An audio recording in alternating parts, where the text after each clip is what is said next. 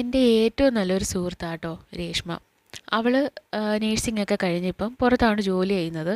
അപ്പോൾ ജോലിയെല്ലാം കിട്ടിക്കഴിഞ്ഞതിന് ശേഷം അത് നമ്മുടെ ഒരു സന്തോഷമല്ലേ. കാര്യം നമുക്ക് സ്വന്തമായിട്ട് വരുമാനമൊക്കെ ആയി കഴിയുമ്പോൾ നമ്മുടെ വീട്ടിലേക്കുള്ളവർക്കൊക്കെ ഒരു സർപ്രൈസായിട്ട് എന്തെങ്കിലും ഗിഫ്റ്റ് അല്ലെങ്കിൽ കേക്ക് ഒക്കെ കൊടുക്കുമ്പോഴത്തേന് അവർക്ക് അത്രത്തോളം സന്തോഷവും.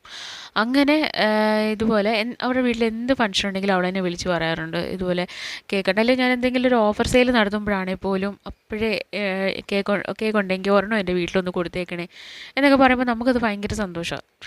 അങ്ങനെ അങ്ങനെ ഇരിക്കുകയാണ് ഇതുപോലെ കസിൻസിൻ്റെയൊക്കെ ബർത്ത്ഡേ വന്നപ്പോൾ അവൾ എന്നോട് പറഞ്ഞു എനിക്ക് കുറച്ച് കസിൻസൊക്കെ ഉണ്ട്, അപ്പോൾ അവരുടെ എല്ലാവരുടെയും ബർത്ത്ഡേക്ക് ഓരോ കേക്ക് കൊടുക്കണമെന്ന് അവൾക്ക് ആഗ്രഹമുണ്ടെന്ന് പറഞ്ഞു.